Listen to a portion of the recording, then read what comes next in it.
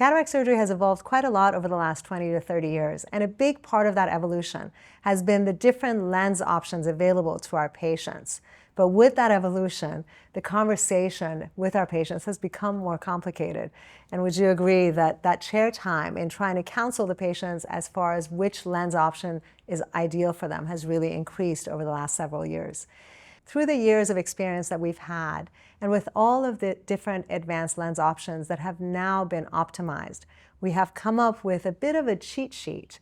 At first it was a mental cheat sheet, but now it's one that we really use to educate our colleagues, to educate our staff, and hopefully it would be a wonderful tool for you when you are face to face with your patient that you're thinking about referring for cataract surgery. So let's start with one of the easy ones as far as matchmaking is concerned and which lens would be an ideal lens for a specific type of patient. I'm going to throw it back to you, and let's start with the post-refractive patient. And what are your thoughts when you see that patient? Sure. I think a lot of our colleagues sweat this one, but I think at least in terms of how we think about things, this one to us is a little straightforward.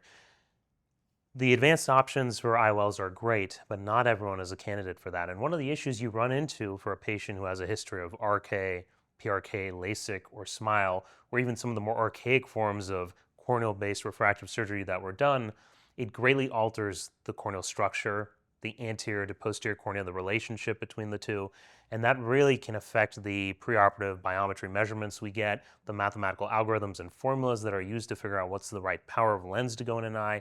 And because of all of that, these are patients we know that are prone to refractive surprises. And so usually we can look a patient in the eye and say, there's a 95, 96% chance we're going to hit the target we want. But in this demographic with these patients, that accuracy greatly drops. And so we really like, I think, the light adjustable lens for these patients because it's the first and really the only lens technology available right now where after surgery is done, we can post-operatively let the patient sort of experience their vision. We let the eye heal. We see where the refractive error ends up. And then using non-invasive 90-second light treatments, we can really refine that post-operative refractive error to get them a good outcome. And if you use any other lens implant and you have a refractive surprise, it's sometimes hard to enhance that patient afterwards. And these are patients who've been used to having gained excellent vision after their initial refractive procedure.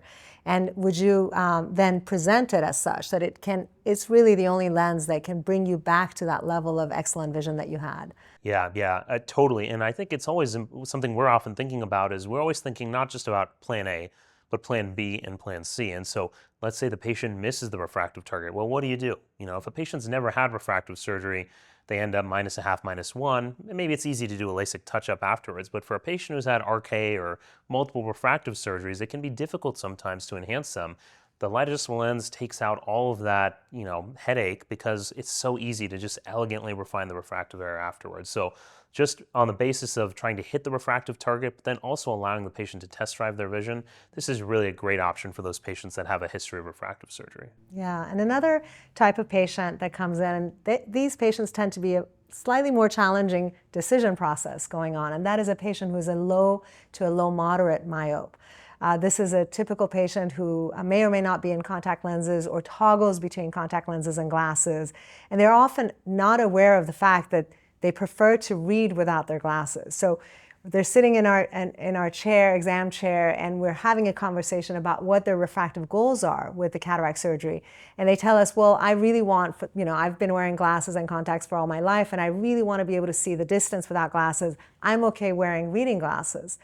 And then I demonstrate to them what that means to them, and they hopefully immediately realize that that's not necessarily what their goals are. Or they tell me, oh, I read through my progressive glasses, I never take them off to read. And then I hand them something to read right at in our exam lane, and sure enough, they put their glasses either on their forehead or bring it down and look over their glasses.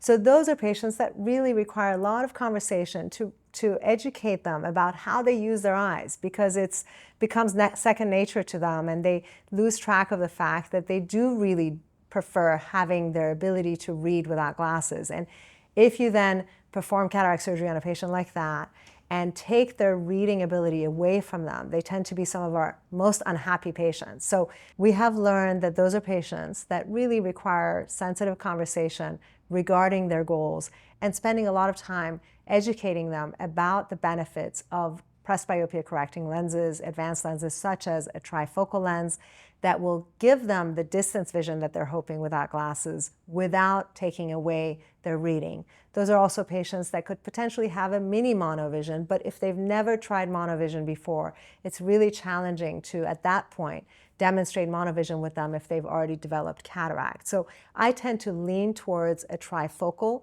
for a myope who either prefers to read without glasses or without them even knowing that's what they do. They tend to read without glasses in bed or any time that they need to do any close work, they're taking their glasses off. A trifocal is an ideal option for them. Yeah, I completely agree. For those high myopes, a lot of time and attention to detail to try to figure out exactly how they've used their eyes throughout their life is really important. Another interesting scenario is a patient who either naturally was born with monovision or experienced it through contact lenses or glasses. A lot of times, they might be excited about a multifocal lens or some other technology, but we know if they've neuroadapted well to monovision, they're probably going to love the monovision after cataract surgery. And so rather than try and change the optical system in their eyes to something like multifocality, which maybe for a high myope would be a perfect option, I think for those who've experienced monovision using, for example, like an extended range lens and doing a little bit of that mini monovision or using a standard monofocal or toric monofocal lens or even a light adjustable lens to let them play around with how much monovision do they want, I think it's a easy recipe for success. The patient's eyes and brain have told us what they like, and let's just give that back to them afterwards. I think in those patients, it's really important to get that historical information from the patient's primary eye doctor to know what type of or what degree of monovision the patient had enjoyed or was accustomed to. So I spend a lot of time really asking those questions, getting the patient's history, looking at their glass prescription, their contact lenses, because as you would agree, I'm sure, patients may prefer monovision of -175 versus -250, and really kind of finding that sweet spot is important, unless, of course, we're doing a light adjustable lens or an LAL+. And I ask patients, when you were fitted with contact lenses for monovision, were you someone that kept going back, tweaking that monovision? And if you were, then the light adjustable lens would be a better option for you. Would you agree that there are those monovision patients who really are particular and we kind of veer one way versus the other for those? They're so particular, and that's the beauty of the lens. They get to test drive their vision, and we don't need to even commit to a certain level of monovision with the light treatments, because after surgery, they can trial out the monovision with contact lenses, and so they can play around with what exactly they like, and then we can give that to them with the light treatments. But if they're more easygoing and their monovision was potentially a natural monovision that evolved as a result of their cataract, I think it's probably fine to lean away from the light adjustable lens unless the patient really wants that precision. And then maybe consider, can you explain how the extended range lens could potentially offer the same type of monovision? Yeah, so the extended range lens, much like a multifocal, gives more than just one focal point. And typically we think about it in terms of giving great distance and intermediate vision. But just like with monovision, you can do a little micro monovision or a little bit of offset between the two eyes, not give them a ton of anisometropia that their brain might be able to not be able to handle, but just a little bit of an offset that can give them a boost in the non-dominant eye typically to give them that extended range of vision. And I've even had some patients who really love their intermediate and near vision, and we can set them to that with the extended range lens as well. So especially sometimes for those high myopes, we were talking about a multifocal is a great option. But sometimes, they're so used to seeing the world being 20/40, 20/60, 20/70, but everything within arm's length was clear. The extended range lens can sometimes also be a great option. You set them for intermediate vision, and now they have that intermediate and near as part of the extended range. We already talked about the patient who's post-refractive and the light adjustable lens. We talked about the patient who's a low to moderate myope who wants independence from glasses at all distances. Trifocal lens would be a great option for them. And the patient with monovision, where you really have to think about the different lens options and maintaining their monovision. But there's another type of patient who can be very straightforward in the decision as to what lens would be the right option for them. And that is the hyperope patient who has lived with hyperopia for many years and needs glasses for all distances and has now developed significant cataracts. And it's a patient where I look at the vision, and if their best corrected visual acuity is worse than 20/30 or 20/40, and then I look at their complaints and they're barely complaining of much glare and halos, that is a patient who I think can do really well with a trifocal lens, and I have very little hesitation or concern about them potentially noticing nighttime halos that one can get with the multifocal. That is the type of patient I'm very excited about offering the trifocal to, because I know that it'll offer a significant improvement over the quality of vision that they have, and it also will give them independence from glasses at all distances. And lastly, maybe there's the category of patients where previously there wasn't necessarily a great option, and that's patients with irregular corneas. Whether that's a keratoconus spectrum disorder, maybe a patient who had trauma to the eye, and there's just something irregular about the cornea. Historically, there was a lot of debate about not even do you use an advanced lens, but do you even use a toric lens for these patients?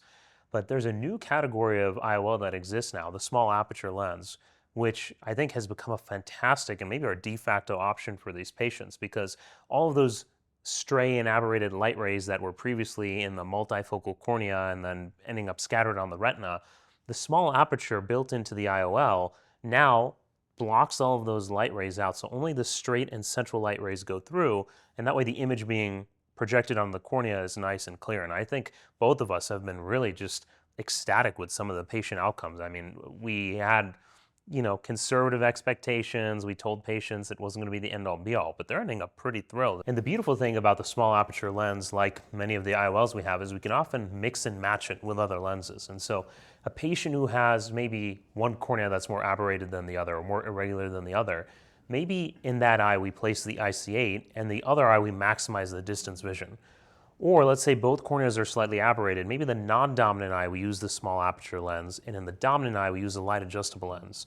So we're giving that patient sort of depth of focus from the small aperture lens, neutralizing a lot of the corneal irregularities, and then in the dominant eye, which we know they're probably going to prefer a good crisp image, we maximize their distance vision with the light adjustable lens. And one of the concerns about the IC-8 is the dimming effect of the small aperture, which is another reason why starting with the non-dominant eye is a good idea. Although I've been surprised as to how the patients are not really bothered by the dimming effect. And yet I still start with a non-dominant to be assured that the patient is not going to notice enough dimming that would hinder them if we were to implant it in the dominant eye. Now, let's not forget about toric lenses and monofocal lenses. Of course, even within the category of monofocals, there are many different considerations, but let's focus on the premium lenses, including the toric lens. The first premium lens that was available to us was the toric lens. Now, why, you may ask, we're not focusing on that in this discussion, and that is because a toric monofocal lens is really reserved for those patients who cannot be a good candidate for the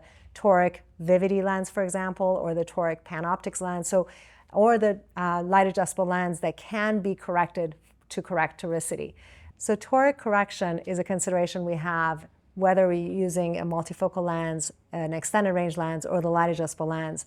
A toric monofocal lens is considered for the higher corrections or patients who may have other reasons why they wouldn't be a good candidate for a presbyopia correcting lens, such as macular disease and such. With so many different lens options, the conversation that we have with patients has become a little more nuanced, definitely a lot more complicated, but most definitely a lot more enriching and satisfying as surgeons to be able to matchmake patients to the right lens option that meets their visual needs and their lifestyle choices. And it's led to much happier patients. I think I can speak for both of us that it's a lot more exciting doing cataract surgery with so many wonderful options. It is truly fulfilling to be able to deliver on that promise for our patients.